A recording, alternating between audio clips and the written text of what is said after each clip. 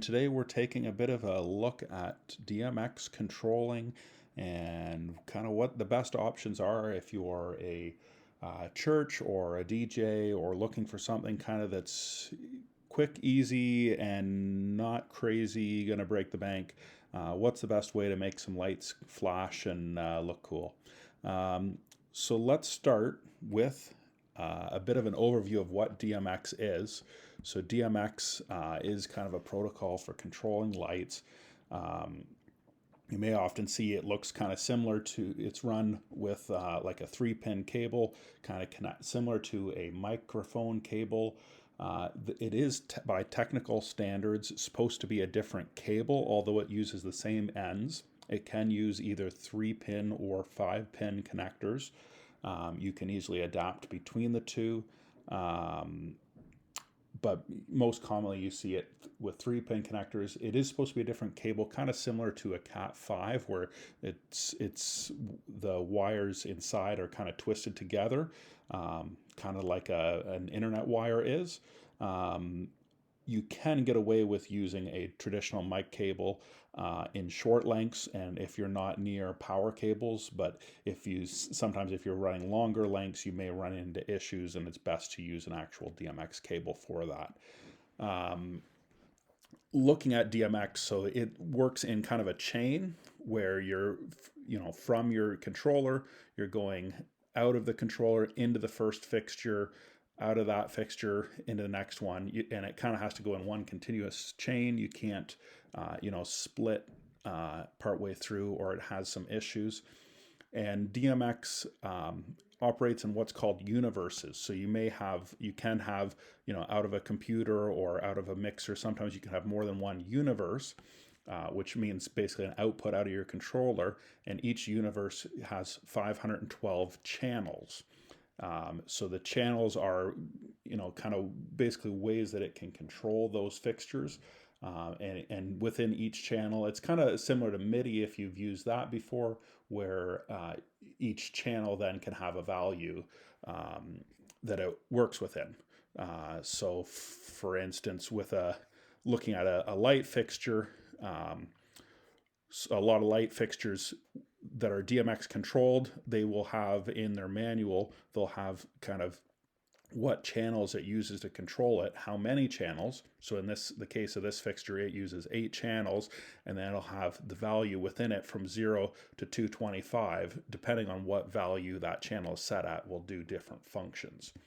So that's kind of in a nutshell how the DMX communication system works. Now, there's a number of ways that you can control that. You can use traditional DMX consoles. I've used a few of these different ones over the years, and they operate very simply within that you have, this one is kind of designed that you can kind of do a bunch of 8-channel fixtures, and then you kind of can select to either do multiple fixtures at the same time or just control one at a time. You can set up a scene, so you could have, different kind of presets of lightings. And then a lot of times you can also do what they call a chase, where you kind of have several different scenes together that it may switch between. So you could use that to kind of have, several different presets that it's going to kind of rotate through. A lot of times you can do like a top tempo where you're syncing it maybe to a song. But that's kind of the setup here. And you kind of have to know what these, when you're using this kind of a controller, you kind of have to know what the channels are doing. You kind of have to know how to control the specific fixtures you're using, because it's not really going to tell you. So you kind of have to know from the manual of the specific feature what is doing what, and if there's a certain position, what value you've got to be in to get the right fixture. So it can sometimes be a little bit more complicated and a bit harder to do things on the fly. But it is certainly nice that you can do a bunch of stuff in a small, easy to transport package as well. And of course, depending on how much you want to spend, you can get much larger fixtures that can control a lot more channels all at once. One option that I've been looking at, and that especially as you're getting into channels that are using a lot more fixtures and have a lot more features to them, there's definitely some advantages to start looking at software controllers. So American DJ, they have My DMX, which is a good program to use. Also, there is Martin Light Jockey is kind of the industry standard if you want the real professional one. And really, you're paying for the dongle. With some of them, you're paying for the dongle. With some of them, you're paying for the name and the hardware a bit more, and the programming that goes with it. American DJ also kind of has a smaller one. The one thing to note with a lot of these, so I've used this one here, NTech, which it's kind of more of a open source. You can use it with several different programs. The one thing to note is kind of within it, the main difference between these two is that this one is running constantly on the USB bus, which what that means is that if there's any loss of power or any interruption in signal or anything from the computer, you're going to lose all your DMX signal that it's sending out. And what that can mean in a practical sense is that if you're running with static lights on this and it has a flicker, those lights are also going to have a flicker. Whereas this one, it has like a capacitor built into it that it's going to, even if you unplug it from the computer while it's running, it's going to hold in the box its last state of DMX that was assigned to it. So it's supposed to keep a more constant signal to it. So that's kind of what you're paying for, is that extra bit of security. So I do think it is a good investment, especially if you're running more than one thing on the computer. If you're using a dedicated computer just for the light controller, you can maybe get away with the cheaper one. Whereas if you're trying to run other stuff on the computer at the same time, you definitely want to go with something that has that in it as well. Some of them can take also DMX in. I don't see that being as often needed, but that kind of is the other add-on feature of that. So getting into controlling these or programming them.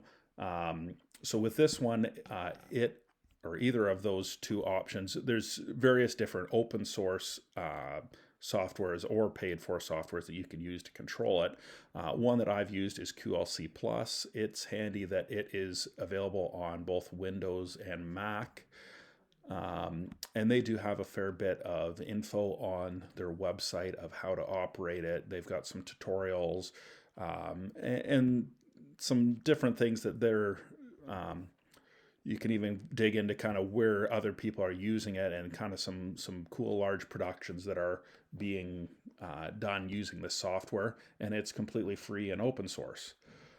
So just to dive into it a little bit, I've got kind of a bit of a template I've set up. So the nice thing of using a software is you can add in your specific fixtures you're using. As you're adding them in, it will tell you your DMX addressing.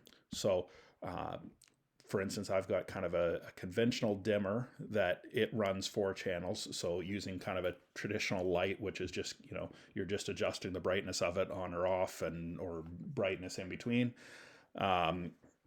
And then you also have, I have some of these PARs that they use a 10-channel control. The nice thing with this is it will tell you if some of the fixtures have the old school DMX addressing. It tells you, what dip switches to use to do that addressing, or it tells you kind of what channels you want to assign that to within your 512 channels. And the nice thing about a software is it's going to know for you what the features are of each channel, what it does. So you kind of have within this software, you can save presets to it, and then within your saved programs, you can add in your fixtures. You can save kind of different preset functions and chases and scenes, kind of same as what the physical consoles can do. You can do timed shows and have it timed to music. the feature that I probably like the most is they have what's called this virtual console that you can kind of build out buttons, knobs, all kinds of different stuff to basically be able to on the fly control it however you want. So this is kind of how I've set it up for my use case, is that I've got kind of where you can pick a color to kind of have just a background wash, or you can pick a different preset scene. So you just to start it, you have kind of a play mode on the right there that makes it so that it operates. So you can kind of pick a color, you can pick a scene instead of that, and have it either you can step through the scenes, or you can have it go to a timer that you can tap tempo of how quickly you want to change it to. With kind of the stage, like the stage wash, that's what that first dimmer is set up as. I've got that you can kind of do either a manual control of its brightness or kind of some presets, and then kind of some settings for using the strobe part of it. And then this also gets into where it has kind of some animations. So where you have multiple fixtures, you can kind of group them together, and it will, within the software, program it so that things move around between those fixtures. So the best way to maybe demonstrate that, and it's been a while since I've used this, but this does have what they call a virtual console, if I can remember how to get into it. Activity monitor, that gives you full screen. Fixture editor. I forget how to get into it, but there is a way that you can actually kind of do a demo of what kind of your lights will look like while you're using it. And this kind of has a lot of different kind of presets that you can have it kind of fill from one side to the other, or do different kind of animations within your various lights to do kind of more complicated stuff that would be a lot harder to program manually. You do have kind of a traditional, like if you want to program it with a individual channels and create scenes that way, it does give you that. And picking on any of them, it tells you right there what those presets are of where you have to be in for what the different things does. And then you also have where you can set up your different universes, your inputs and outputs, and all of that kind of stuff that way. So the software is definitely a lot more capable, especially if you get into things like moving lights, where you're not only controlling what the light's doing. You may have gimbals, gobos that are maybe moving in front of it that give different designs of the light, and then you're also controlling a position of the light with an X and Y axis. That's very hard to do with a traditional console unless you're getting into a really high-end console where you can do that in software a lot easier. So going back to fixtures a little bit, all of the fixtures, if you look them up on their website, Chauvet, American DJ, any of them, they'll have this download section where you can go, same with this one here, you can go and download their either their manual or their quick start guide, whatever they call it. And within each one, they'll have the DMX, what it is, and it'll give you kind of that breakdown of the DMX values. And this is something important to look at, before you're even thinking through how you program the lights, is just to know what the light fixture is capable of through DMX, and also how you're setting up your DMX. So with this light fixture, it only has kind of one option, that it's DMX, eight channels of control. And so this one has kind of different cluster lights to it. So you kind of have your color. You can control what color it is for each cluster individually. And then you have kind of a strobe setting for all the lights. And then you get into kind of these automatic modes. And then it also has a sound activated mode. So depending on how you want to program it, those are going to be kind of the functions you'll want to work through. If you go to other lights, like the ones I was looking at in that other demo, which is just kind of these flat pack PARs, they have different modes that in the programming of it you can select. So you have kind of from a 4-channel mode that just has just your colors. Then you can, as you add more channels, you can add your master dimmer, you can add your strobe in a 6-channel, you get to 9-channel and you add some of your programs. And then 10-channel mode kind of gives you even more. It gives you more macros and different stuff. So different lighting fixtures may have different modes that give you access to more or less of the features within it. So it's good to just understand from the light fixtures what they're capable of in being programmed. Some of them, most of them, I've seen you can still access sound activated modes if you want within the fixtures, or you can do things where it's preset chases and set to a tap tempo or stuff that way. If you're trying to time what the movement changes are to music, those are kind of the best ways to do that. But that's kind of just a brief overview of kind of just understanding the fixtures and different controllers, what they can do. There's definitely a lot more resources if you go, once you start digging into specific features or specific controllers of what you can do with it. Yeah, definitely lots of options. Feel free to leave a comment below if you've got any more questions, and I can try and answer them there.